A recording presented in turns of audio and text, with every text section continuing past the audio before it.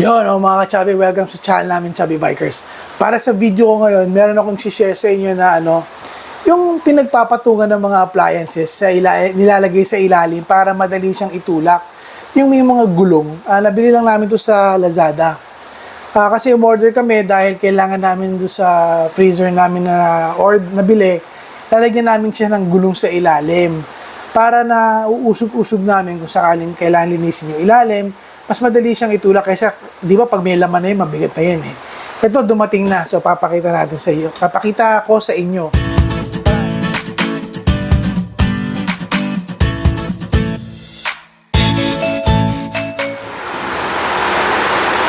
Ito, mga ka-Chubby. Ito yung loob ng box. Ayun, tingnan natin yung laman, kung ano yung mga laman na nandito. Isa-isahin ko lalabas yung mga laman. Meron siyang apat na parang hindi ako kung stainless to, pero yan, maiksi, apat na maiksing mga, malamang ito yung mga pampahaba para makukuha mo yung sukat, na tamang sukat para dun sa appliance, ipapatong mo dun sa ito, yung may gulong. Meron siyang maiksi, meron din siyang mahaba. Tapos, meron siyang, ito, ang tawag dito, bedida ba tawag dito, yung panukat. Tapos, meron siyang, parang sticker Siguro, ididikit mo to para hindi magiging madulas yung ipapatong mong appliances. Doon sa, itong gulong na to. Tapos, ito pa. Yung mga, niya, may mga level. Kung titignan nyo, meron siyang label, tapos gulong, tapos may dalawang paa. Itong mga paang ito, na-adjust. Para pag halimbawa nandun na sa nabuo mo na yan, tapos hindi pantay yung lupa, ito magiging level mo siya, ibababa mo siya, para maging level yung pagpapatungan. Ito, apat na piraso.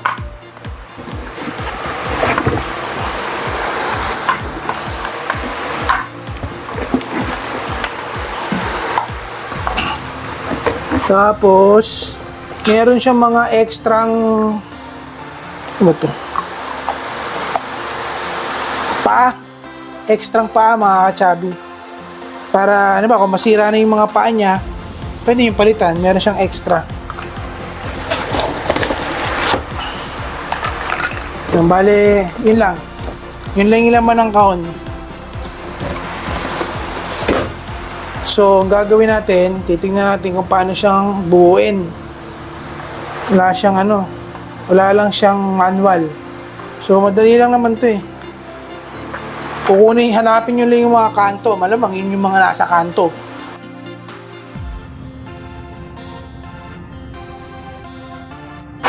Kaya mga ka-Chubby, paano natin para mas malapit.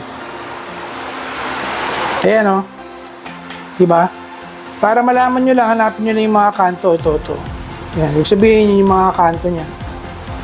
Yan. Meron siyang level para malalaman nyo kung pantay ba yung pagkakagawa ninyo.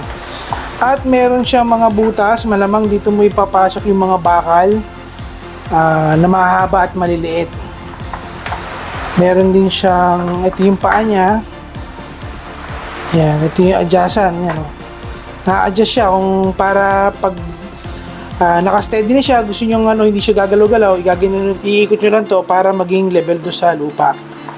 At yung mga papasukan ng mga bakal, ito, meron siyang parang lock. Ito, sigurado lock to. Yan, igagano mo. Pag meron ng laman yan sa loob, malamang igagano mo yan para hindi gumalaw-galaw yung may papasok sa loob. Okay, ibuuin na natin. Ipapasok nyo lang. Yan, nakikita nyo yung butas na yan. Pasok nyo lang dyan yung mga bakal.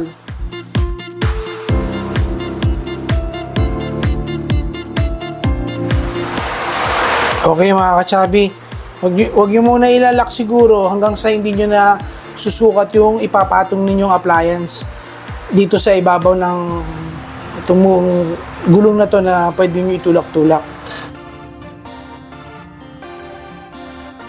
Pag ilalak nyo, halimbawa, nandiyan na yung bakal, tapos sakto na yung nyo, ilalak nyo, ibaba nyo lang ganyan, tapos itulak nyo ng ganyan hanggang sa mag-lock siyang ganun. Mahigpit siya eh. Kaya pagka ganyan, hindi nyo nito matatanggal. Tapos pag gusto nyo tanggalin, angat nyo lang. Yan.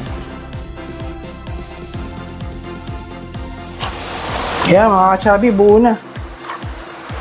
So, susukatan na lang natin yung ipapatong natin na freezer. Kung sakto ba yung sukat niya. Yung ito, hahanapin ko na lang yung length tsaka width ng freezer. So, tignan natin yung freezer, sukatan natin. Yo mga ka-chubby, tignan nyo naman yung pinadalang panukat. Napakahaba. 25 inches lang. Mario, paano mo ito masusukat? Buti na lang may ganito akong panukat. So, kukunin natin yung magiging haba nitong freezer. So, almost halos 36 inches. 91 centimeters yung pahaba niya. Yung width niya 52 centimeters. So, mula dito sa dulo hanggang sa dulo, sakto. Wala nga. Mga ka-chubby, parang sinukat na, parang gano'n na yun. Sakto na ako sa 91 centimeters. So okay na to. Ilalak ko na to kasi tama na 91 centimeters na siya. So lalak ko na yan. Bila. Lock.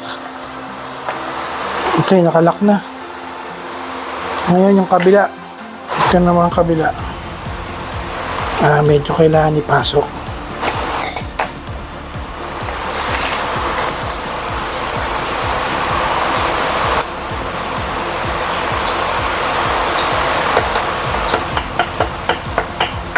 Yun, 91.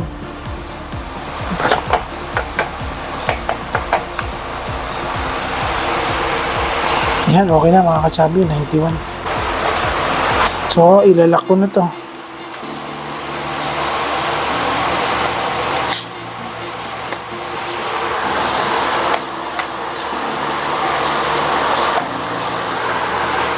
Ito mga ka-chubby, yung niya, yung haba niya, yung length niya, sakto. Pero yung lapad niya, yung pinaka minimum niya na lapad nasa 53.5 centimeters. So, kayang-kaya pa niyang sumobra. 52 lang yung yung freezer. So, sana sumakto yung paa dito sa sa patungan na to. Pero lalagyan ko ng ganito para hindi siya dudulas. Yung material niya parang tawag doon?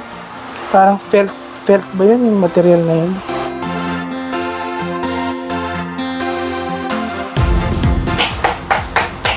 Okay mga ka-chubby, lagyan na natin siya doon sa may freezer. Kaya pala mga ka-chubby, kaya palang buhatin mag-isa yung freezer. Kung wala kayong kasama, kaya. Hindi naman siya magaang, pero kaya. Huwag lang sumakit yung likod. Ito pala, meron siyang lock para hindi iikot yung gulong pag gusto nyo. Ilalak nyo ganyan, Hindi na iikot yung gulong.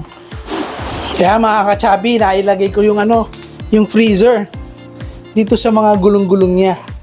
Yan, Ngayon ito, pag gusto nyo nang ipermanente, yun, iikot nyo lang ito. Pero hindi ko pa naman siya Gusto ko kasi siya rolling Yan naro-roll para malilipat-lipat natin yung freezer. Diba, maglilinis ka sa ilalim.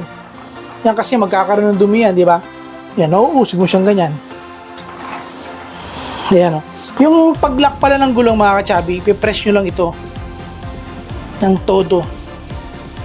Yan. Yan, hindi na siya iikot.